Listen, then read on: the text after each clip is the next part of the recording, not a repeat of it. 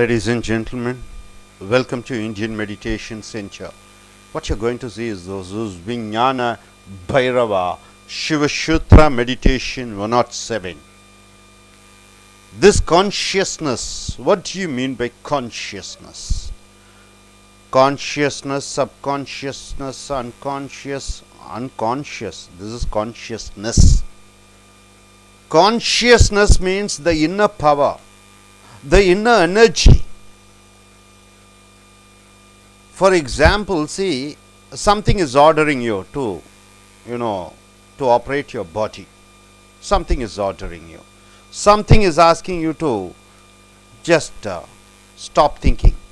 So the something inside you, some power is called consciousness. This consciousness exists. It is there. As each being, each one of you, not only living beings, also this inanimated bench and desk, there is consciousness. In the trees, in the rivers, in the sky, sun, star, moon, everywhere the consciousness is there. So this consciousness exists as each being, each one of you, and nothing else exists. So this is what's so simple. So this meditation which Shiva says to Parvati, the meditation number 107, it says, earlier days what it is said, everything is a matter. The entire world consists of matter. What is matter, sir? Everything consists of matter. Everything as a block. You can see him as a person, a mountain, a tree. All are existing as matters. This is what science has told. But the great mystics from Hinduism, from Upanishad, from Christianity, from Islam, from Buddhism, they said, the mystics has told, no, it is not the matter alone existing. Inside the matter there is an energy. And inside the energy, consciousness is there. So scientists were saying only the matter is there. Wherever you see matter, then last century the scientists came to know. What do they come to know? That it is not the matter alone is there. Matter is disappearing as you dissipate, as you keep on going inside. Matter is going off. Then only what is there inside? Energy is there. So the scientist has come to the conclusion of what mysticism or mystics have told, that matter consists of energy. The second layer they have come. The first layer is the matter, the physical body, what you have. That's what the scientists were telling. Mystics were saying not only the physical appearance, matter is there, inside there is energy, and inside energy there is consciousness. And here now scientists have come, whatever you cut into pieces, everything disappearing, and inside there is atoms. Atoms consists of what? Electrons. All the energy is going on. So they have come to the conclusion, scientist has come, and they have accepted what the mysticism or mystics have told. They have come to the second layer. They have still not come to the third layer. Of course, it will take some time, and they will come. See, dear friends, you have a body, right? This body is there, physical body is there. When you deeply see inside the physical body, what is there? Some current is flowing, some energy is flowing. That is called prana. The energy is flowing from top to bottom, from your head to the toe. What do you see? Some energy is flowing. And inside that energy, that is called the consciousness. Consciousness means what? The inner power. So everything is crystallized in consciousness. So here I can see one of the consciousness, one. This bench and desk, everything inside that. Energy and consciousness is there. So take your body as an example. Sit there. Just think who you are. Are you the body? Are you the mind? If you are the body should have the complete control. But something inside you saying, lift your hand, you are lifting. And you are saying, my body is well, good. So your body is not you. The body has a separate identity. This is the first layer. The body is separated. So the body is definitely not you. It belongs to you. The body belongs to you. Second, the mind. You keep thinking. You are able to control your mind. You say stop thinking. The thought freezes. You are able to think a lot of thoughts and you can stop the thoughts. So the mind is not you. The mind is also in control of you. Then who are you? The body belongs to you. The mind belongs to you. And that who belongs to whom you cannot find. So that who you cannot transcend, you cannot go further from that you. That you is called the consciousness.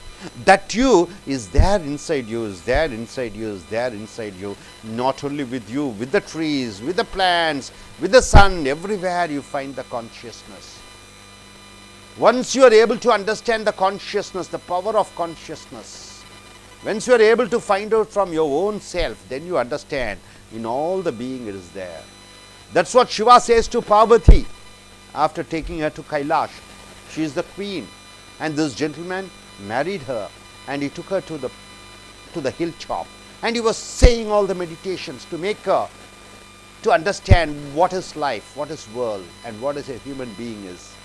And human being can be transformed to an enlightened soul by understanding the philosophy of life and meditation. So he was telling consciousness is the one thing. The body can disappear, the mind can disappear, it can be dead, but the inner consciousness is always there. And the inner conscious is something like waves. It is just floating around. It is like ocean. Wherever you find, the inner consciousness is there. That's what the consciousness over everywhere. It is connected between my consciousness, your consciousness, and that is God. That is the creation. And that is the creative energy. That is the power. That's the entire universe is there. So you keep on separating yourself. In Upanishad they say, Niti, Niti, Niti, Niti. Leave away, leave away. I am a teacher, leave away. I am a man, leave away. I am a rich man, leave away. So keep eliminating all the forms. Then there comes the body. Even that is not mine. Mine, even that is not mine. The finally what you are, that is the consciousness. That is the only thing permanently it will be there. Nothing else. So even in this bench, even the slipper which you are wearing, it has a consciousness. You cut it, there is atoms, electrons and protons revolving. The energy is there. Inside the energy, consciousness is there. That's what the religion is saying. That's what all the religion is saying. But science has not accepted. They have come up to the level of some energy is there. They have accepted. A subtle energy that is called consciousness. Subtle, very less. Just mild. So it happened once, a Zen master called Linchard. He was a master. So one disciple has come to see him. He had some problem. Maybe he had a fight with his wife or relation, some problem. So he came to his cottage. He is a master, Linchi. He just banged the door. He threw the slipper down and he went to the master. The master told, you man, go, ask forgiveness to the door, ask forgiveness to the slipper, then you come back. Everybody were laughing, his disciples. So this gentleman was shocked. How can I go and ask forgiveness from the door? How can I ask forgiveness from my slipper? He told, no, you have to get, because it has a consciousness. It may feel hurt. You have to go and ask sorry. In that way, children are better, isn't it? They live with the toys. They are so happy with the toys. They animate. It is true fact. We may think it is a funny thing, but it is a true fact. Children are much conscious than us. They are much alive than us. We are dead almost. Insensitive we are, because we are not able to see and hear that consciousness. Children are able to understand much better than us. So this gentleman once again went to the door and he was asking, please forgive me, please forgive me.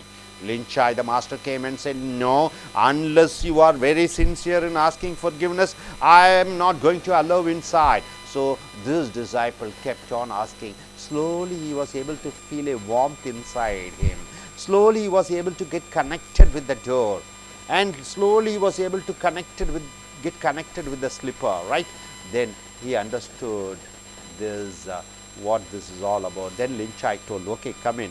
Later, that disciple has turned into another Zen master. Don't you love your car? Don't you love your house? Don't you love your bed which you sleep? Don't you love the shirt which you have? It all has consciousness. Unknowingly or knowingly, you get attached to certain things because it has a life. It has a life. Not only with this, with the animals also. With the animals also. Today's newspaper, you see, one disciple has come walking all the way from Karnataka to Sabarimala. A dog was following him in the street. It came all the way to Sabarimala. Nearly 500 kilometers it came with this gentleman. Some consciousness, some inner power is there. Not only with the living beings, with also the plants. You see a tree, you get connected with the tree, you see the consciousness in it. You see, whenever it is shaking with the wind, you feel as if you are shaking.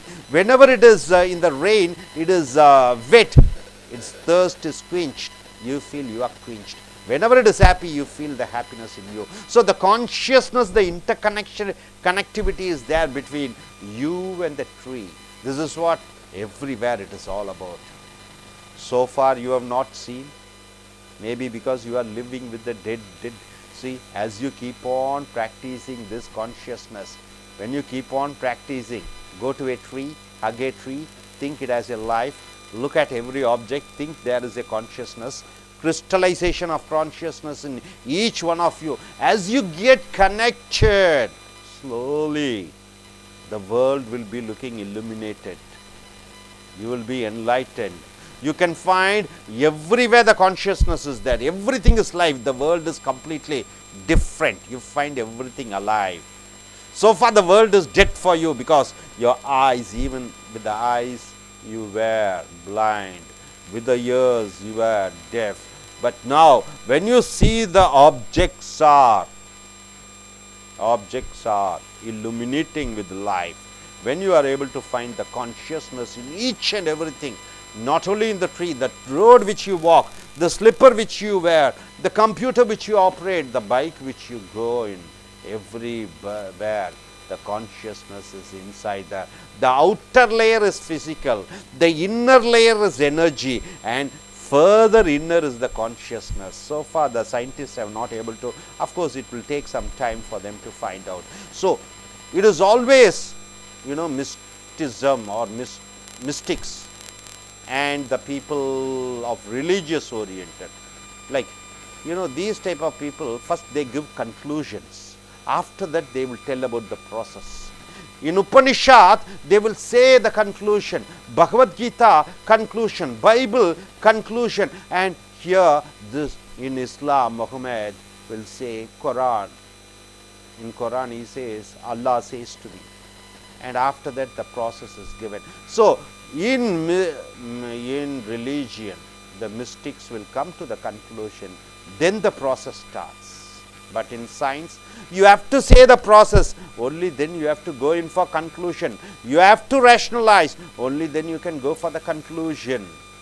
Thousands of years back, sun is there, planets are there, the distance is measured, everything is said. Then after that they are telling the process. So mystics, so that's what mystics' life is something. If he says Brahma, and the Westerners will ask, what is the proof that Brahma is there? But he won't be able to say, because by only feeling you can understand. See, this consciousness in each thing, it shouldn't go in for like theoretical, only unless you feel the consciousness. So it takes some time. You take a cup, this cup, you start talking with the cup, feel that cup. It takes some time. It will be looking foolish in the beginning, but no, you just keep on penetrating into this particular object. As you keep on penetrating, then you can find a connectivity, then you find a warmth between you and that cup. Then what happens? Then you will understand, you can feel. Once you feel, only then this meditation would be so successful. See, when Jesus Christ, what's his name? When he told about Father in the heaven, he told, but he was not able to rationalize and tell the process. He cannot prove. Then after that, some people came.